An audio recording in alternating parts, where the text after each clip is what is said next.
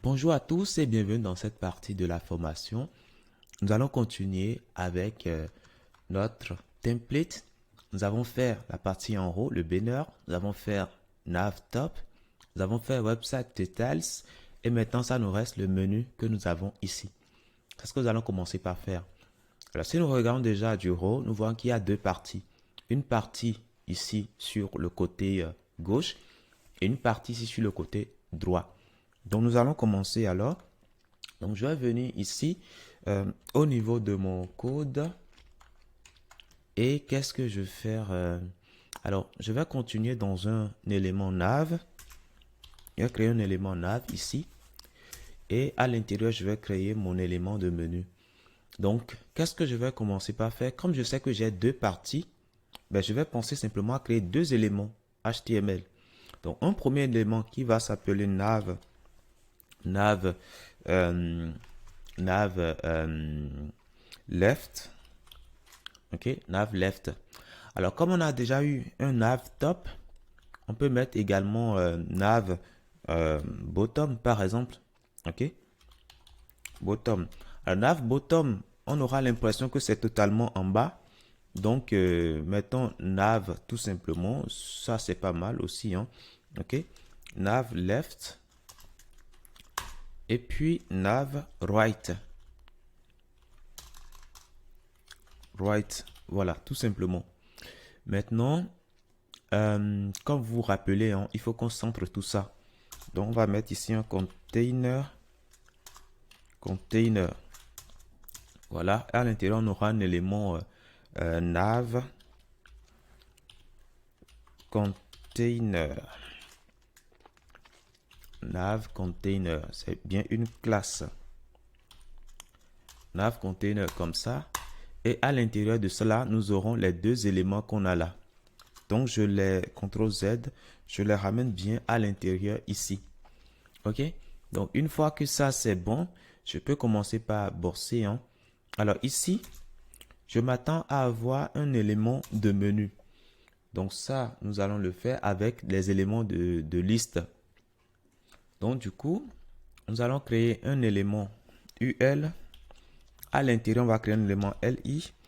À l'intérieur, on va créer un élément A. Et puis, cet élément A, on ne va pas rediriger pour l'instant. Et ce qu'on va afficher, ce sera Home. Après ça, nous aurons un deuxième élément qui sera catégorie. Alors là, nous n'allons pas nous occuper des sous-menus. Hein. On va juste faire la partie principale. OK, le menu principal. Et c'est plus tard que nous allons penser aux sous-menus. Ici, nous aurons Product. Product. Product au pluriel. Après ça, nous aurons Page. Page. Après ça, nous aurons Blog. Après ça, nous aurons Elements. Après ça, nous aurons Contact Us. Contact Us. Ça, c'est bon pour le premier élément de menu. Et après, nous avons un deuxième élément de menu également qui se trouve dans le nav right. Là, c'est deux éléments. C'est deux éléments. Donc, on aura ici Special Offer. Special Offer. Offer. Voilà. Et après ça, nous aurons ici Buy Porto. Bien, Buy, oui, Porto. Tout simplement. OK? Donc là, c'est bon. Donc, si je reviens ici au niveau de notre code, de notre affichage, voilà l'affichage que nous avons. Ce qui est normal d'ailleurs. Mais nous ne voulons pas que les deux restent sur la même ligne comme ça. On veut les avoir côte à côte. OK? Enfin, on ne veut pas qu'ils restent suivant l'axe vertical, on veut qu'ils restent suivant l'axe horizontal, côte à côte. Donc, du coup, on peut le faire, ça, on peut le faire. Alors, je vais réduire un peu tout ça. Hein. Là, nous avons le container ici, OK, le nav container. On va dire qu'on veut rendre ça flexible. Donc, de ce point de vue, Les éléments viendront désormais rester côte à côte. Nous avons Home ici. Nous avons Special Offer quelque part là. Donc ça, c'est déjà bien. Maintenant, on va dire que nous voulons les espacer. On ne veut pas qu'ils soient collés comme ça. On veut les espacer. Hein. Donc, du coup, justify content space between. Voilà, donc ils vont se mettre au bord. Donc là, c'est bon. Maintenant, ce que nous allons faire par la suite, nous allons penser aux éléments que nous avons, les UL et les LI. Ne voulons pas les avoir comme ça. Nous voulons qu'ils soient sur une ligne.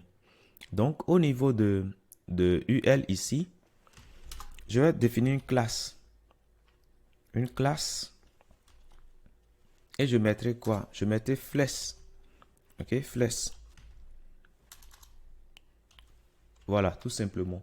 Donc, si je reviens alors ici, au niveau de l'affichage, je vois que mes éléments sont désormais sur la même ligne. Donc, ça, c'est bien. Je vais dire que je veux un léger gap de 10 pixels.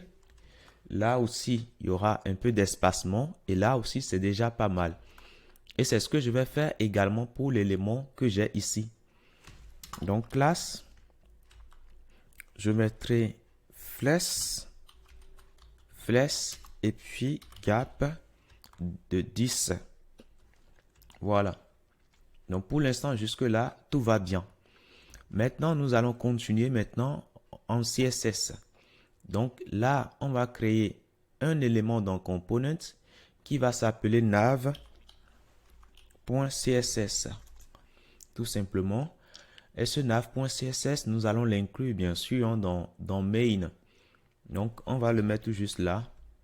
Et là, on aura nav. Là, c'est bon. Maintenant, qu'est-ce qu'on va faire ici au niveau de nav? Déjà, il faut qu'on récupère ici les éléments. Bon, déjà le conteneur. Déjà, on va prendre ça. On prend le conteneur.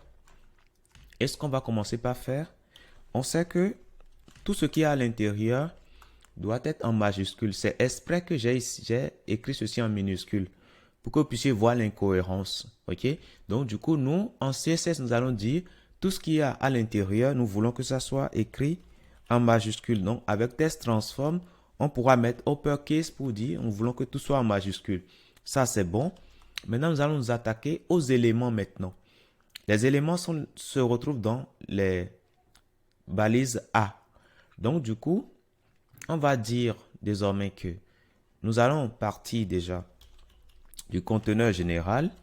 Nous allons prendre les éléments UL qu'il y a dedans, les éléments LI et puis les éléments A que nous avons à l'intérieur de LI. Nous allons définir la propriété position à bloc parce que par défaut, les éléments A sont de type inline. Donc, on aura un peu de mal à agir sur les largeurs et tout ça. Donc, du coup, une fois que ça c'est fait maintenant, on peut maintenant agir maintenant sur le padding. Le padding top,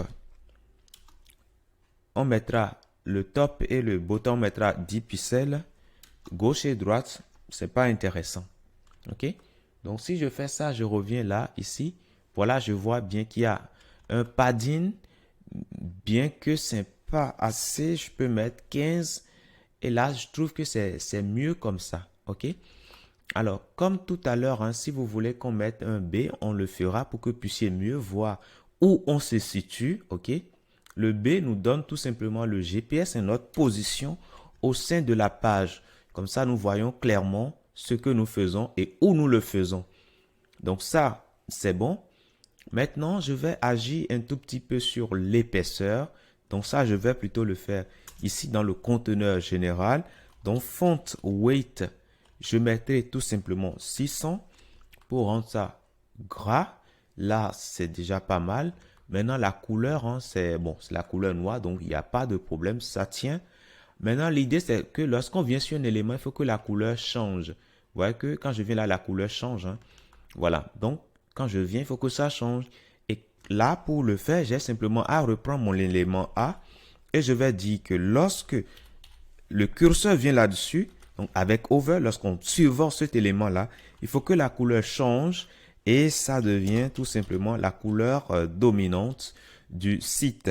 Donc, main color. Donc, je fais ça. Et une fois que je fais ça, je reviens ici. Je viens sur un élément. Vous voyez que la couleur change correctement. Et ça, c'est bien. Maintenant, nous allons continuer. L'idée, c'est que l'élément sur lequel on est, ben, qu'on puisse avoir ici une barre ici en haut comme ça. Donc, comment est-ce que nous allons procéder? Alors, pour cet élément A qu'on a ici, ce que je vais faire, si je n'enlève pas la bordure, vous n'allez pas bien voir, j'enlève ça.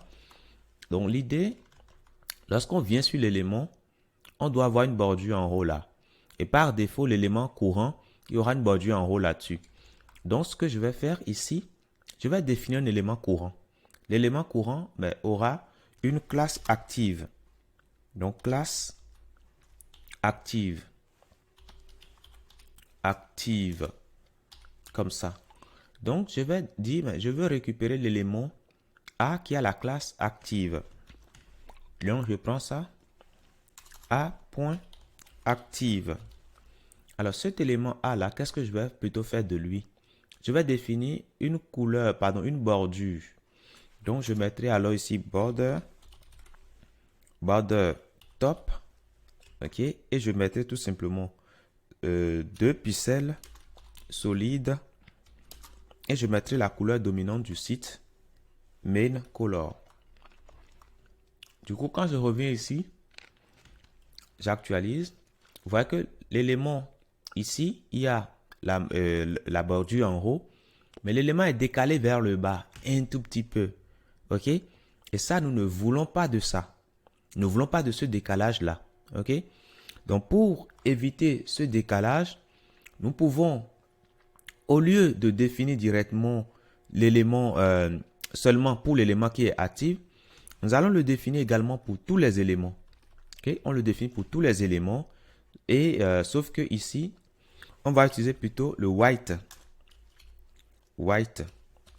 Donc, il y aura une bordure par défaut qui quand même ne sera pas visible. Mais c'est quand l'élément est actif, en ce moment-là, qu'on rend cette bordure visible. Vous voyez que là, maintenant, tous les éléments sont désormais bien alignés. Et là, nous voyons ici le trait. Donc, ça, c'est bien. Maintenant, pour que ça soit bien centré, l'idéal, que ça soit bien centré par rapport à la boîte, l'idéal, c'est que lorsqu'on le met en haut, on doit le mettre également en bas. OK? Donc, on mettra alors ici, là, bottom. Bottom. Donc là, c'est bon. Maintenant, l'idée, c'est de dire, en plus que, mais lorsqu'on survole un élément, qu'il y ait un trait en haut de l'élément. OK? Et ça, nous pouvons le faire tout simplement en faisant comment? Ben, en dupliquant déjà ceci. Et nous allons simplement dire point over. Voilà. Donc, du coup, quand je reviens ici, je survole cet élément-là. Vous voyez que je vois le trait en haut. Et là, mais c'est bon, c'est parfait. C'est ce que je voulais avoir. Voilà. Et l'élément courant aura tout simplement le trait en haut là. Alors, l'élément courant, comme je vous ai dit, c'est l'élément qui a la classe active. Donc, si demain, je supprime cette classe-là, je supprime ça et que je donne ça peut-être à l'élément produit, systématiquement, au sein de l'affichage, vous voyez que c'est désormais produit qui a le trait en haut. Donc finalement, oui, en fonction de la position ou de la page courante, mais on aura un trait qui va nous indiquer que tiens, on est à tel endroit. Donc voilà pour ce menu-là. Bon, la partie principale. Donc je reviens tel qu'on était tout à l'heure. Et là, c'est bon. Donc l'idée ici, hein, c'est de...